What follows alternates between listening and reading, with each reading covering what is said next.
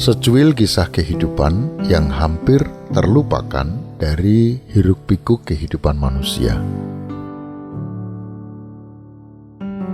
Pernahkah Anda mendengar nama Kartono yang nama lengkapnya Raden Mas Panji Sosrokartono? Lahir tahun 1877 dan beliau adalah kakak kandung Raden Ajeng Kartini.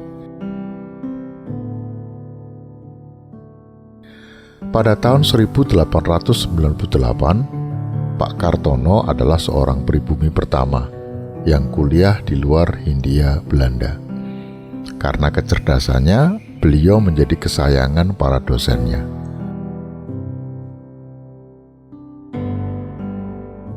Beliau bisa 27 bahasa asing dan 10 bahasa Nusantara.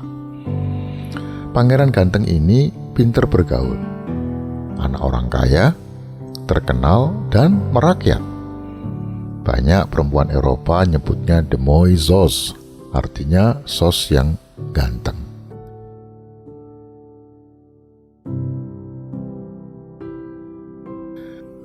Bule Eropa dan Amerika menyebut beliau dengan hormat the Javanese Prince atau Pangeran Jawa. Akan tetapi sesama pribumi memanggilnya Kartono saja. Pada tahun 1917 beliau menjadi wartawan Perang Dunia Pertama. Beliau memadatkan artikel bahasa Perancis sejumlah 30 kata dalam 4 bahasa, yaitu bahasa Inggris, Spanyol, Rusia, dan Perancis. Sebagai wartawan perang, beliau diberi pangkat mayor oleh sekutu, tapi menolak membawa senjata. Kata beliau, "Saya tidak menyerang orang. Oleh karena itu, saya pun tidak akan diserang. Jadi, apa perlunya membawa senjata?" Beliau juga adalah ahli diplomasi yang hebat.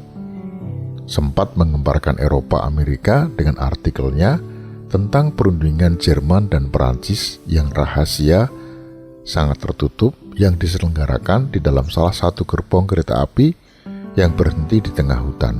Bahkan mendapat penjagaan yang super ketat dari semua wartawan yang sedang mencari informasi dan berita. Ternyata koran The New York Herald telah memuat hasil perundingan tersebut.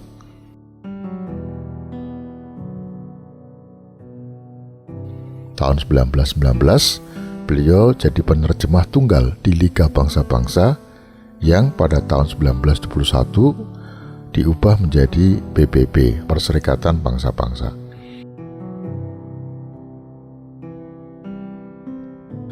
Beliau juga ketua penerjemah untuk segala bahasa, kalahkan para poliglot Eropa Amerika. Tahun 1925, Pangeran Sos pulang ke tanah air. Ki Hajar Dewantoro mengangkatnya sebagai kepala sekolah menengah di Bandung.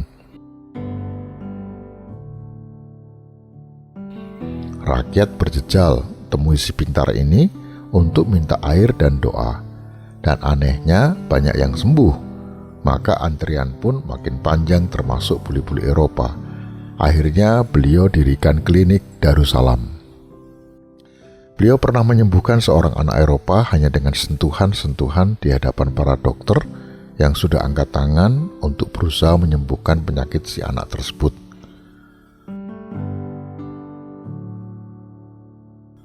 Pak Kartono juga pernah memotret kawah gunung dari udara, hebatnya tanpa pesawat.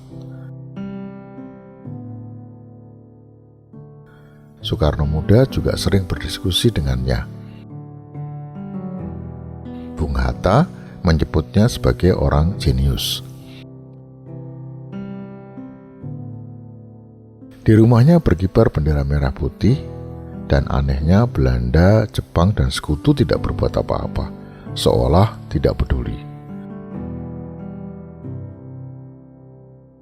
Tahun 1951, Pak Kartono wafat di Bandung dan dikebumikan di makam Sidomukti, Desa Kalibutu, Kudus, Jawa Tengah, di samping makam kedua orang tuanya, Nyai Ngasirah dan Sosroningrat.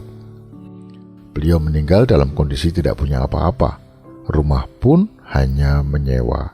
Padahal beliau adalah putra bangsawan dan cendekiawan, mestinya beliau bisa hidup mewah.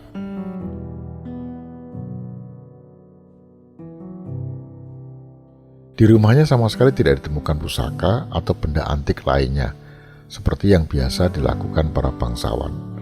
Hartanya hanya selembar kain bersulam huruf alif. Pada batu nisan makamnya tertulis, "Sugih tanpa bondo, digdaya tanpa aji-aji."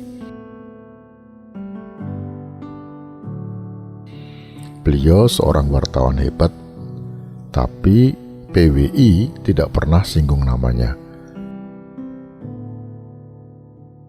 Beliau tokoh pendidikan, tapi para guru seolah lupa namanya.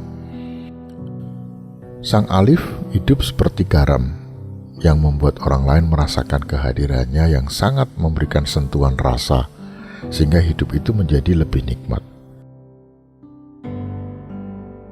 Sang Alif hidup seperti terang yang menerangi dunia ini dengan pemikiran, dan kegiatan-kegiatan yang dilakukannya.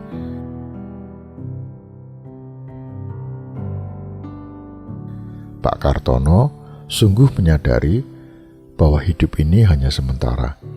Karena itu, ia tidak mau menyia-nyiakan dengan mengumpulkan harta atau kekuasaan untuk dirinya sendiri, melainkan ia akan mengorbankan apapun yang dimilikinya untuk bisa memberikan pencerahan kepada orang lain dan memberikan rasa agar orang semakin merasakan kehidupan yang lebih nyaman.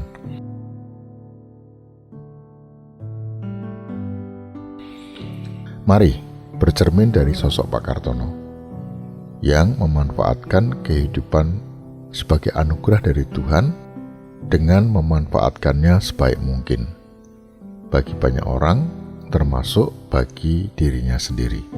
Salam sehat dan Tuhan memberkati.